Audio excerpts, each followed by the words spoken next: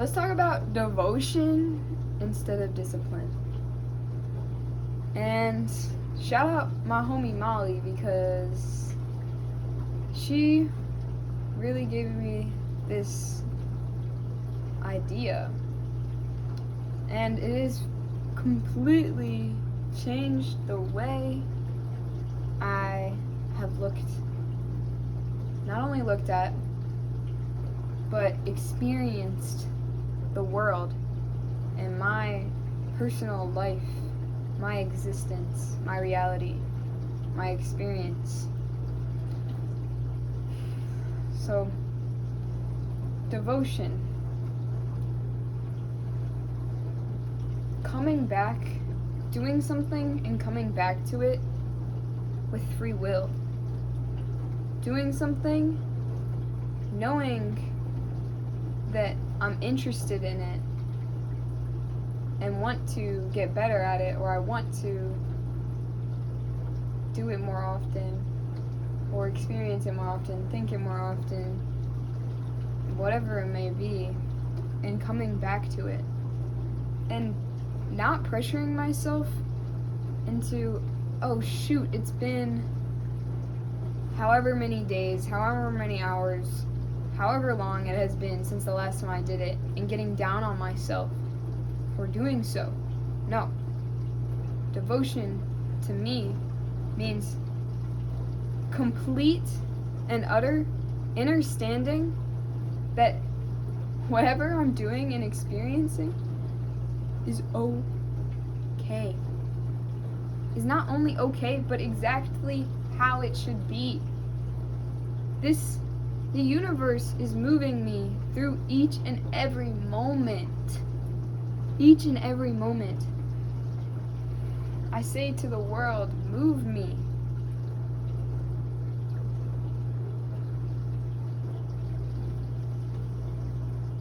Move me.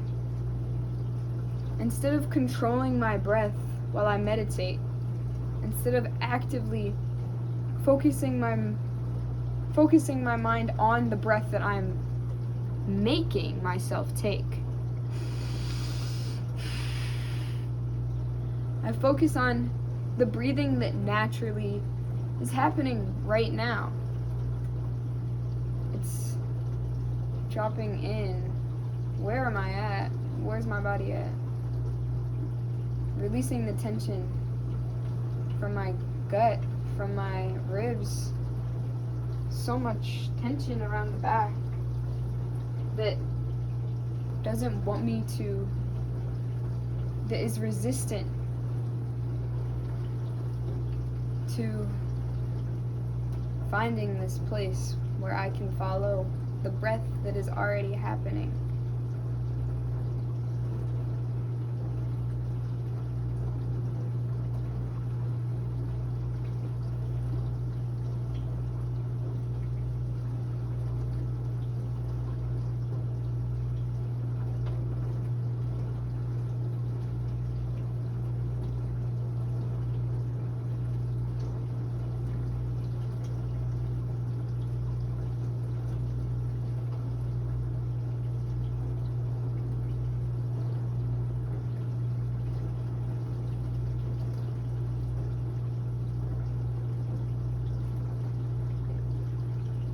And I can see how I'm actually breathing, how I'm breathing every moment.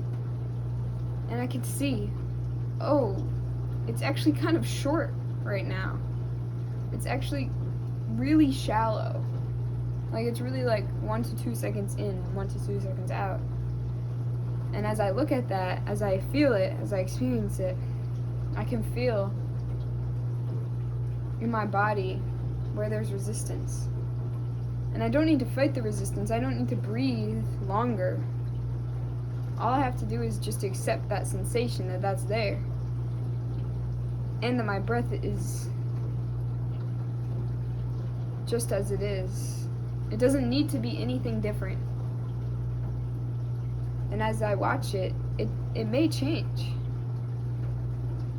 Usually breath is not consistently the exact same every single second. Just like the way you step, every single step you take is not the same as the last. And, you know, every time you wake up in the morning, it's not the same way you woke up the day before. It's how you're waking up that morning. And, like, when you look at the sky will never be the exact same as it was yesterday, you know? I heard this other quote that was so beautiful, and it was from a YouTube video from someone named Caroline, actually. So we shared a name, and they were giving this beautiful TED Talk that I literally had to rewatch twice or 3 times, and like I got some crazy quotes that were just so aligning. But anyways, she quoted it too. Be like the sky. Experience all of your emotions, sensations, and everything you experience in life like the sky. No matter what weather the sky is experiencing, if you take an airplane and go above the clouds, you know what you'll find? Blue sky. You will find blue sky. And the first time I realized that was true was whenever last year, about a year ago, I flew into Seattle. And I remember we were coming in, getting close, like 15 minutes out. And we were like coming down, and we were like above clouds in like this blue sky, and then we came down through the clouds, and then it was like clouds above us, and then clouds below us, but like pretty far below us, and then there was like openings in the clouds that you could see the city, and I was like, whoa. Just because it's gray in some areas of this city right now, other areas actually have more light coming in and might even have like more of a blue sky. And I was like, this is crazy. It was really mind-blowing to me. I had never really conceptualized the fact that the sky is blue beyond the clouds, and it is just always existing like that. And we are of the exact same existence. We are existing at the exact same time that there is a sky in outer space. Not outer space. A sky in the sky. There's a sky in the sky. And the sky is always blue. Even when we experience it as clouds or rain or snow or sun, it is just existing. And it does not care if there's clouds in its sky. And it does not care if there's rain in its sky, or thunder, lightning, snow, clear skies. It does not care. It doesn't bat an eye to the fact that its emotions, its sensations, its experience is changing. It is just existing. So how does this come back to devotion and discipline? Because the trust that we must have in ourselves, like the sky, you could say, is devoted to each weather type. Let's say the sky is devoted to rain because we need rain to have a healthy ecosystem. It is devoted to rain. If it has not rained in 100 days, the sky is not worried. The sky does not have emotions or sensations about the fact that there's no rain. Right now I have anxiety in my body because if there was no rain for 100 days, what might happen? And at the same time, I don't need to worry, because when it's supposed to happen, it'll happen. Things change. They're not always the same. So even if we predicted that the world can react and act in any way it would like. The earth can do whatever it would like. If the earth would like there to be a drought, then the earth might just do that. If the earth, like it's like an earthquake just needs to happen, it'll do that. And it's not about needing, it kind of is about needing, but it's about just it happens. It just happens. And it just is what it is. Like, I want to learn guitar. And my guitar is sitting up in my room right now. And I've only learned 3 chords on the guitar. And that was probably like 2 months ago now. Like, it's been a minute since I even like learned the chords. And I've probably practiced since that video. Maybe I've played probably like 10 times in the last 2 months. And the last time I played was not long ago. Or it was long ago. It was like probably 2 weeks ago. 2.5 weeks ago. And, I've thought about it. I'm like, dang, like, I want to do guitar. I want to learn guitar. And it's like, it's sitting there in the corner. And, like, sometimes I'm like, dang, like, should I just go do guitar? Should I just go play guitar? I'm like, I'm not even in the mood to play guitar right now. And it's not that I feel bad about myself when I'm like, I'm not in the mood to play guitar. No, I'm like, I'm not really in the mood to play guitar. And that's okay. That's okay. Also, these sensations do come up. These feelings of, oh, I'm not good enough if I don't go play guitar. I'm not even that I'm not good enough, but yes, but also I'm never gonna learn guitar if I don't go play right now. I'm never gonna do what I need to do, get where I need to be, unless I go play guitar right now. Have you looked around? You're exactly where you're supposed to be. I'm exactly where I'm supposed to be right now. I'm not going anywhere except this present moment. I'm never gonna get anywhere except the person I am right now. Yes, I can want things and desire things and have a passion for things and strive to do things, learn things, grow as a person. But what I really have to do, first and foremost, every single day, every single second, all the time, no matter where I am at on my journey, is accept myself for who I am, where I'm at, how I feel, and what I'm experiencing. My existence in a whole right now. I just have to accept it. I just have to accept it. I don't need to be anywhere else. I was just saying a little bit ago, I don't want to be anywhere else. That is a crazy point to be at, because I've always wanted to be somewhere else, doing something else, being someone else, experiencing something else, feeling something else.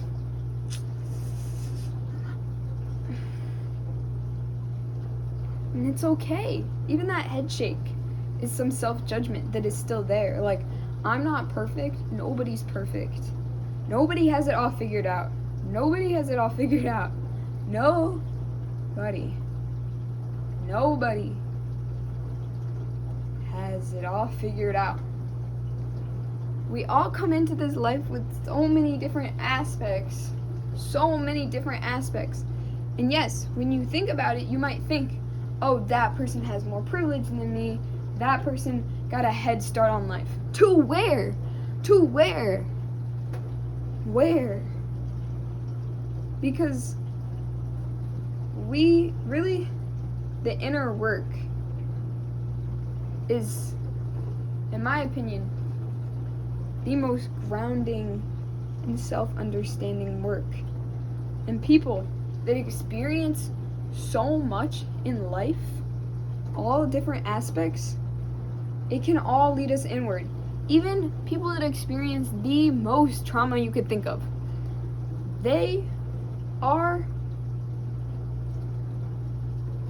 led inward. They must go inward to find inner peace. And that is not only just for that certain group, it's for everybody. We all have that ability to find that inner peace, that inner love. And it's beautiful. And we're all like interwoven and connected, and like through love and through existence, through the sky. And it's not about you versus someone else. It's not about your skin color. It's not about your gender. It's not about your expression. It's not about if you have certain cognitive differences or physical differences. It's not about anything except you and yourself, me and myself. Me and myself.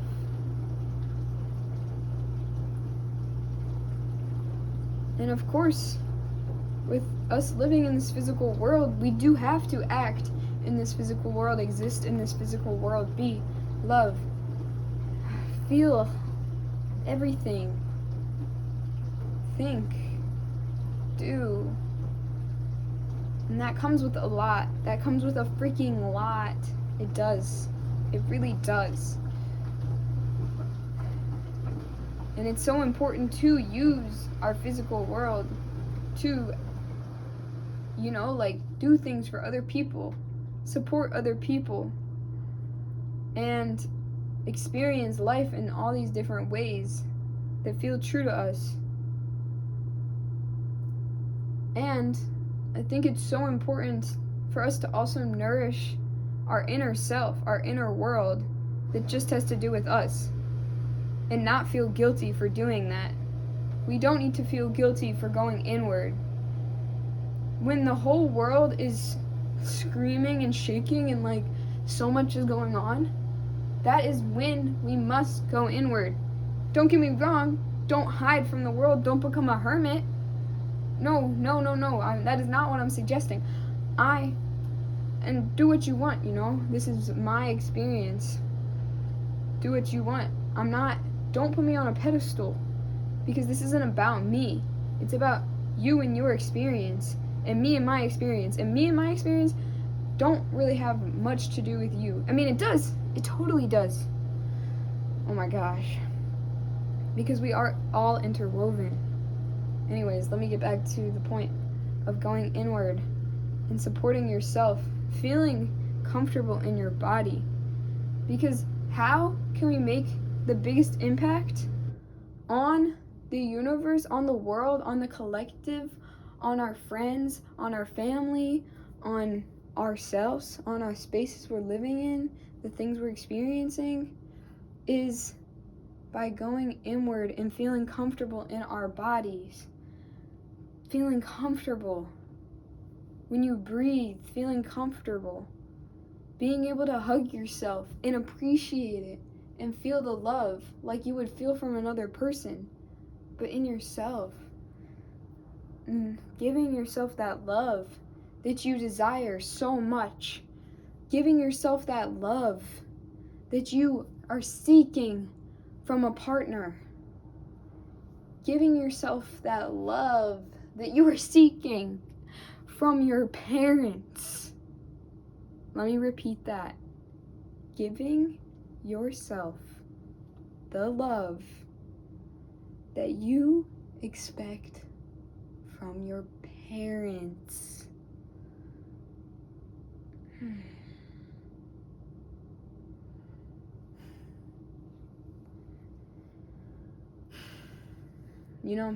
We all have parents.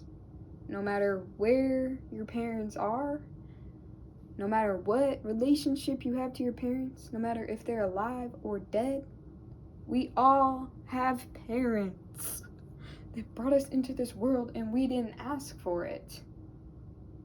We did not ask to be here. But you know what? It's not about if we asked or not. It's about the fact that we are existing right here, right now, that our parents birthed us, but you know what? You know who brought and selected our soul, our spirit, our personality, our body, everything about us? You want to know who? It was the freaking universe. It was the universe that birthed us into this existence right here, right now. The universe wanted, needed us to be alive in this moment, at this time, in this space. You can really look at it from all the way inwards. Just you by yourself, to you with your siblings, family, extended family, close friends, friends that you're friendly with, mutual friends, work, co-workers, your boss, your managers, your like gym friends, your more like town, your collective environment, people that you see on a kind of frequent base or a kind of consistent basis, but not really. Then to people you see like once every so often, and then people that you have only see once, and then out to your whole state, your whole freaking country, your whole continent, all the way to the whole entire world. This is where the universe birthed us, into this existence. Sorry, let me go further than the world. The solar system. This galaxy. This timeline. This timeline where you are experiencing everything that you are experiencing right now. The universe birthed you into this. So yeah, it is the parents. But the universe knew that this was the life that we needed to live.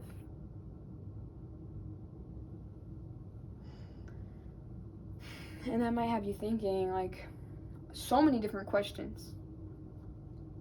And that's okay. You know, once again, this isn't about me. I can't predict what type of questions you have in your head. I can think about the questions that come up in my head. And I will think about them. I will sit with them and answer them. I won't judge them.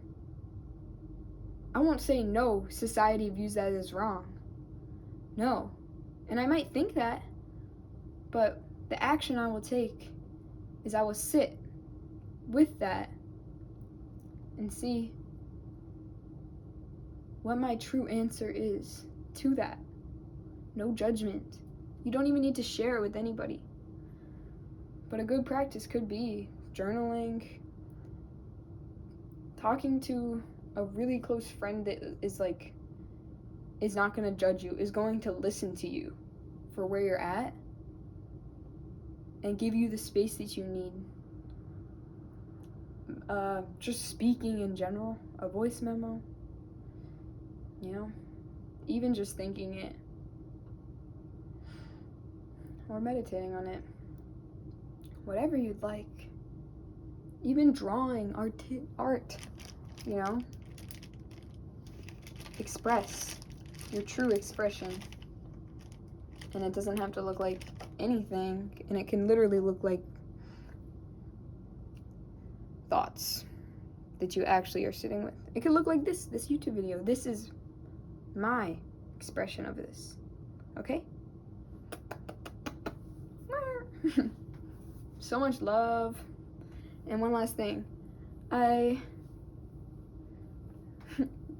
If you guys don't want to stay around for a little story, you're welcome to go now. But if you would like to hear about this story that's kind of special to me, then stay around. So, I got this pashmina today, and I feel like it's so beautiful. And it's really special to me because last year, 2024, March, around then, I was in California on like a soul-seeking journey, and my friend James that I was staying with gifted me his pashmina. He gifted it to me. Like, I put it on and he was like, that looks so good on you. You need to have it. And I was like, what? And he just gave it to me. Fast forward, I freaking loved that pashmina. I wore it all the time. I literally felt like at home in it. And then I went to a rave in December. And I brought my pashmina with. And I wore it during the rave. And after the rave ended, me and my friend Jana, we went outside, and there was these girls that were wearing like literally like just no jackets and little tiny shorts, and it was 15 degrees Fahrenheit outside. So freaking cold. That's like, I don't even know, probably like -4. I'm totally guessing. -4 Celsius, maybe? But it was cold, and they had literally no clothes. Like, they had a tank top and booty shorts. Like, it was like summer outfit, you know? And so we started talking to them, and I had like a bunch of clothes on me for some reason, and like I had just bought a shirt, so I had like this jacket on, and just like I had in my pocket like a poncho, like knitted like poncho hood, like kind of like t-shirt thingy, and I had my pashmina on my head, and I took off my pashmina and gave it to one of the girls, and I took out the poncho, knitted poncho, and gave it also to another one. And then yeah, we walked with them for a little bit to where they were getting picked up. And when they got picked up, she offered me to have it back, and I was like, no, like, that was a gift. Like, when I gave it to her, when I gave them, both of them, like, I was not expecting to get it back. I didn't want it back. Like, it was a gift. It was a genuine gift to them.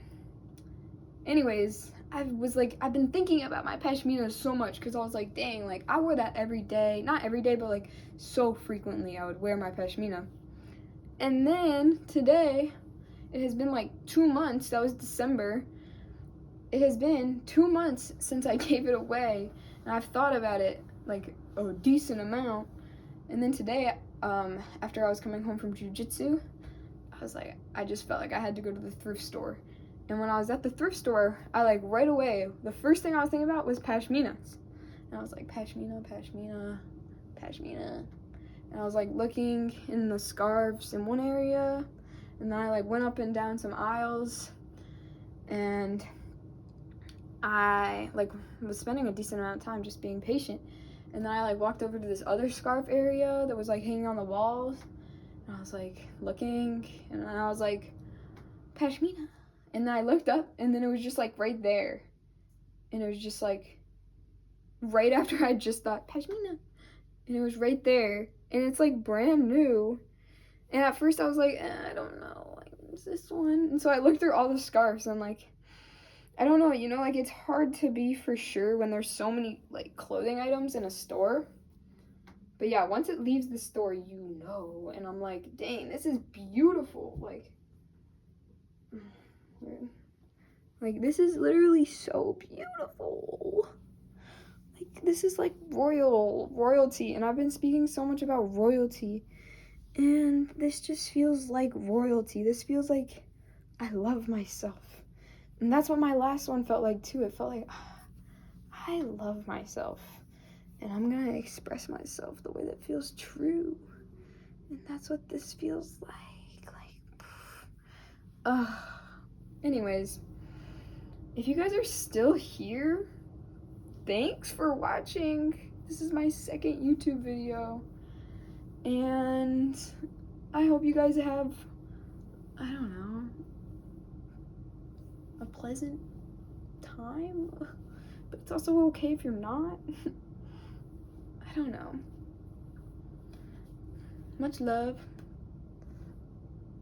And send some love to yourself today. Or tomorrow.